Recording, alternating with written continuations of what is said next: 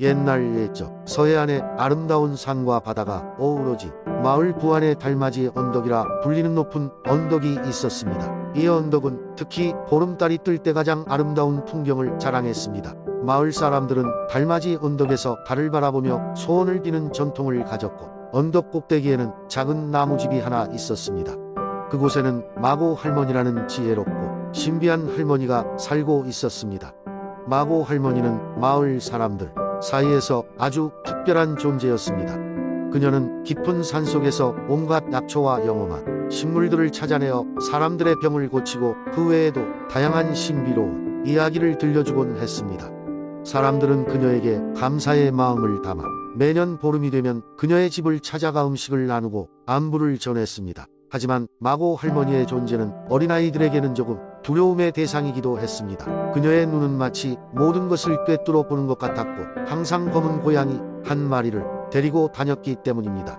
그 고양이의 이름은 밤이었고, 사람들의 말에 따르면 고양이 밤은 또한 미래를 예측할 수 있는 신통력을 가지고 있었다고 했습니다. 어느 해 마을에 질병이 퍼져 많은 사람들이 고통을 겪기 시작했습니다. 아무리 치료를 해도 병은 수그러들지 않았고, 마을 사람들은 절망에 빠져 있었습니다. 그때 마고 할머니는 마을 회관으로 사람들을 모두 모았습니다. 그녀는 달맞이 언덕 꼭대기에 오래된 나무 밑에 있는 지하실에 특별한 약초가 있다고 말했습니다. 그 약초는 100년마다 한 번 달빛을 받아야만 효력을 발휘하는 아주 특별한 것이었죠. 마고 할머니는 마을 사람들과 함께 달맞이 언덕으로 가서 그 특별한 약초를 채집했습니다. 그리고 그 약초로 약을 만들어 마을 사람들에게 제공했습니다. 놀랍게도 약을 먹은 사람들은 며칠 만에 완쾌되기 시작했고, 마을은 다시 생기를 찾았습니다. 마고 할머니는 사람들의 감사 인사를 겸손히 받으며 말했습니다. 이건 자연의 힘입니다. 우리는 자연과 함께 살아가야 하며, 고맙게도 자연은 이번에도 우리를 도와주었군요. 그 후로도 마고 할머니는 여전히 달맞이 언덕에서 살아가며 마을 사람들에게 큰 힘이 되어 주었습니다. 그리고 마을 사람들은 매달 보름달이 뜰 때마다 달맞이 언덕에 올라가 마고 할머니에게 감사의 인사를 전하며 마을의 평화를 기원했습니다. 시간이 지나 할머니는 세상을 떠났지만 사람들은 여전히 그녀의 이야기를 전하며 살았고, 매년 보름달이 뜰 때면 달맞이 언덕에서 그런 고요한 밤을 보내곤 했습니다. 마고 할머니의 이야기는 부안 마을의 전설로 남아 지금도 사람들 사이에서 전해지고 있습니다. 그렇게 부안의 밤은 더욱 빛나고 그 속에서 사람들은 서로의 곁을 더욱 따뜻하게 지켜주었습니다. 두 번째 이야기. 옛날 옛적 한국의 아름다운 산과 계곡들로 둘러싸인 조용한 마을. 지난해는 눈에 보이지 않는 마법이 숨어있다는 이야기가 전해져 내려왔습니다. 이 마법은 산속 깊은 곳에 있는 오래된 오크 나무에 영혼이 지니고 있는 것으로 알려져 있었습니다. 지난 마을에는 작은 소녀 혜민이가 살고 있었습니다. 혜민이는 늘 궁금함이 가득한 눈으로 주변을 돌아보곤 했습니다. 그녀는 깊은 숲을 두려워하지 않았고, 오히려 그 속에 모든 것에 호기심을 가졌습니다. 하루는 혜민이가 친구들과 함께 숲속 깊은 곳으로 나들이를 가게 되었습니다. 우와, 정말 멋진 곳이야. 친구들이 말했다. 맞아, 어디까지 이어질까 궁금해. 혜민이 대답했습니다. 그들은 오래된 오크 나무를 찾게 되었고, 그 나무는 그 자체로 거대한 존재감을 뿜었습니다. 마을의 어른들에겐 단순한 나무일지 몰라도 혜민이는 나무의 속삭임을 들을 수 있었습니다. 마치 나무가 말을 걸어오는 것 같았습니다. 용감한 아이야, 너는 나의 목소리를 듣는구나. 내가 너에게 특별한 길을 보여주겠다. 오크 나무가 이야기했습니다. 나무의 이야기에 따라 혜민이는 숨겨진 마법의 산길로 들어섰습니다. 그 길은 일반적인 길과는 달리 눈에 보이지 않는 길이었습니다. 하지만 혜민이의 눈에는 마치 빛나는 궤적처럼 보였고, 따라 걷다 보니 많은 신비로운 존재들을 마주하게 되었습니다. 작은 요정들은 나무와 꽃들 사이에서 춤을 추었고, 때때로 토끼나 사슴 같은 숲의 친구들도 그녀를 맞이하러 나타났습니다. 그들은 모두 그녀에게 환영의 인사를 했고, 함께 노래와 춤으로 축제를 즐겼습니다. 시간이 지남에 따라 혜민이는 돌아가야 할 시간이 되었습니다. 오크 나무는 그녀에게 다시 올 수 있는 방법을 알려주었습니다. 너희 길이 너를 기다릴 것이다. 기억이 내 길을 안내할 것이다. 혜민이는 마을로 돌아왔고 친구들에게 자신이 본 것을 이야기했습니다. 하지만 친구들은 그저 상상력 의료아닐 것이라고 웃으면서 말했지만 혜민의 눈에서는 그 누구도 대체할 수 없는 반짝임이 있었습니다. 그 후로도 혜민이는 가끔씩 산길을 찾았고 오크나무는 변함없이 그녀를 반겨주었습니다. 혜민이는 자연과 친구가 되었고 진정한 의미에서 자신만의 마법, 세계를 발견했던 것입니다. 이 이야기는 지난해 깊은 숲속 어딘가에 아직도 그곳만의 마법으로 자리잡고 있을지 모릅니다. 용기 있는 어린이가 대자연의 목소리를 들을 준비가 되어 있다면 오크나무는 언제든지 그 길을 열어줄 것입니다. 세 번째 이야기. 옛날 옛적 한국의 아름다운 양산 지역에는 신비로운 연못이 있었다. 이 연못은 깊고 맑은 물로 둘러싸여 있었고 그 어디에서도 볼 수 없는 푸른 빛을 띠었다. 마을 사람들은 이 연못이 마법의 힘을 지니고 있다고 믿었다. 전설에 따르면 이 연못은 소원을 이루어주는 특별한 힘을 갖고 있었다. 하지만 그 소원을 이루기 위해서는 순수하고 진실된 마음을 가져야 한다고 전해졌고 오직 정직한 사람만이 그 혜택을 받을 수 있었다고 한다. 연못 근처에는 작고 평화로운 마을이 있었고 그 마을에는 현명하고 친절한 할머니가 살고 있었다. 할머니의 이름은 김영이었으며 모든 마을 사람들은 그녀의 이야기를 듣기를 좋아했다. 어느 날 김영이 할머니는 마을 회관에 모인 사람들에게 연못의 전설을 다시 이야기해 주었다. 이 연못은 우리가 생각하는 것 이상으로 특별한 곳입니다.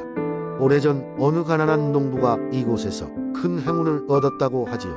농부의 이름은 박철수였다. 그는 수년간 가뭄에 시달리며 고된 삶을 살고 있었다. 그의 유일한 소원은 풍족한 수확을 이루는 것이었다. 하루는 철수와 연못을 찾아가 간절히 소원을 빌었다. 이 연못의 신령님, 부디 저에게 풍요로운 수확을 허락해 주세요. 그가 소원을 빈 뒤로 이상한 일이 벌어졌다. 그의 밭에는 비가 내렸고 곡식은 그 어느 때보다 무성하게 자랐다. 철수는 자신의 수확을 마을 사람들과 나누며 감사의 마음을 전했다. 하지만 그는 소원이 이루어진 것이 단지 자신의 노력과 인내심 덕분일 수도 있다고 생각했다. 시간이 흐르면서 마을 사람들 사이에는 연못의 소문이 퍼졌고 많은 이들이 소원을 빌러 연못을 찾았다. 하지만 꼭 소원이 이루어지는 것은 아니었다. 마법의 조건은 순수한 마음이었기 때문이다. 몇 년 후 마을에는 새로운 방문자가 찾아왔다. 그녀의 이름은 이지은이었고 바쁘고 성취감 없는 도시 생활에 지쳐 조용한 삶을 찾아온 것이었다. 어느 날 지은이는 연못을 거닐다가 오리 한 마리가 물속에 빠진 것을 보았다. 그녀는 즉시 연못으로 뛰어들어 오리를 구해주었다. 물은 그녀를 향한 감사의 표시로 이전보다 더 파랗게 빛났다. 그날 밤 그녀는 산뜻한 기분으로 잠들었고 다음 날 아침 일어났을 때 그녀의 마음은 더 이상 무거움 없이 가벼워진 것을 느꼈다. 김영희 할머니는 이 모든 것을 지켜보며 마을 사람들에게 말했다. 진정한 마법은 연못 자체가 아닙니다. 그것은 사람들이 서로 돕고 순수한 마음을 갖는 것입니다. 마을 사람들은 그녀의 말을 이해했고 그 후로 연못은 사람들을 이어주는 상징이 되었다. 양산의 연못은 마을의 중심에서 마법과 같은 평화로움을 계속해서 제공하며 이 이야기는 세대를 거쳐 이어지게 되었다. 네 번째 이야기. 옛날 옛적 김해에는 아름답고 신비로운 자연경관을 자랑하는 곳이 많았습니다. 특히 김해의 동쪽 산기슭에는 용현이라는 커다란 연못이 있었는데 이 연못에는 오래전부터 전해 내려오는 전설이 있었습니다. 전설에 따르면 용현에는 한 마리의 용이 살고 있었습니다. 이 용은 하늘과 땅을 자유롭게 오가며 김해의 자연과 사람들을 보호하는 역할을 맡고 있었습니다.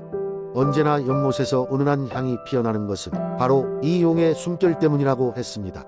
사람들은 이 향을 용현향기라 불렀고 이 향이 날 때마다 마을에는 좋은 일이 일어났다고 전해졌습니다. 그러나 어느 날 한 소년이 용현을 찾아왔습니다. 소년의 이름은 민호였고 그는 용현향기에 대한 이야기를 듣고 그것이 정말인지 확인하고 싶어졌습니다. 민호는 용현의 향기를 맡으며 연못 가장자리에서 꼬박 하루를 보냈지만 용의 모습을 보지 못했습니다. 민호는 포기하지 않고 매일 연못을 찾았습니다. 그의 끈기에 감동한 용은 어느 날 직접 모습을 드러내기로 결심했습니다. 용은 민호에게 다가와 말했습니다. 소년아, 내가 나를 찾는 이유가 무엇이냐? 민호는 두 눈을 크게 뜨고 대답했습니다. 나는 용현향기가 정말 신비로운 힘을 가지고 있는지 궁금했습니다. 그리고 제가 믿고 싶은 전설이 얼마나 진실인지 알고 싶었습니다. 용은 미소를 지으며 말했습니다. 내가 이렇게 매일 찾아올 만큼 용기를 낸 것 자체가 이미 그 신비로운 힘의 일부란다. 용의 향기는 내가 마을 사람들에게 보내는 작은 축복이지. 너희 마을이 평온하고 사람들이 행복한 건 너희가 서로 믿고 사랑하기 때문이란다. 민호는 용의 말에 감명을 받았습니다. 그는 마을로 돌아간 후 그동안 본 것과 들은 것을 사람들에게 전했습니다. 마을 사람들은 민호의 이야기를 듣고 더 이상 용의 향기를 찾기보다 그 향기가 가르쳐주는 교훈을 따르기로 했습니다. 마을 사람들은 서로 더 믿고 사랑하며 그렇게 김해는 더욱 평화롭고 아름다운 마을로 발전해 갔습니다. 세월이 흐르면서 김해의 용연은 자연의 일부로 남아있었고 용의 향기는 여전히 마을 곳곳에서 은은하게 퍼져나갔습니다. 그리고 이 이야기는 오늘날까지도 김해 사람들 사이에서 아름다운 전설로 전해지고 있습니다. 5번째 이야기. 옛날 옛적 한국 영덕의 해안가에는 전설적인 이야기가 전해 내려오고 있었으니 이는 영덕 바다의 심연에 살고 있는 용왕과 바다의 신에 관한 것이었다. 영덕은 맑은 바다와 부드러운 모래 해변으로 유명하였다. 그러나 그보다 더 유명한 것은 바로 바다 속 깊은 곳에 자리한 용왕의 궁전이었다. 이 용왕은 바다를 지키는 수호신이었고 그 위엄은 이루 말할 수 없었다.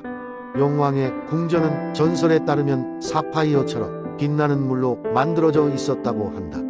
영덕의 주민들은 용왕의 비호 아래 여러 해를 평화롭게 살아가고 있었다. 용왕은 매년 큰 파티를 열어 어부들이 좋은 어획을 거둘 수 있도록 기원하곤 했다. 그는 자신의 힘으로 해류를 조절하고 어류가 풍요로운 곳으로 유도하여 주민들에게 풍요를 가져다 주었다. 그러나 어느 날 바다의 평화는 갑작스레 찾아온 풍랑으로 깨지게 되었다. 이는 바다의 신이 분노했기 때문이라고 전해진다. 사람들은 바다의 신이 왜 분노했는지 알 수 없었으나 그 분노는 해일과 폭풍으로 이어져 해안을 덮쳤다. 영덕의 주민들은 두려움에 떨며 용왕에게 도움을 청하였고 용왕은 이를 수락하였다. 용왕은 바다의 신을 찾아가 그가 왜 분노했는지 물었다. 바다의 신은 사람들이 바다를 소홀히 대하고 자신을 무시했다고 느꼈기에 분노했다고 설명했다. 그는 사람들이 자기 앞에서 자연의 위대함을 잊어버렸다고 이야기하며 더 이상 그들을 도울 수 없다고 선언했다. 용왕은 깊은 생각에 잠겼다. 그는 바다의 신을 진정시키기 위해서는 무엇보다 주민들이 다시 자연을 존중하고 사랑할 필요가 있다고 여겼다.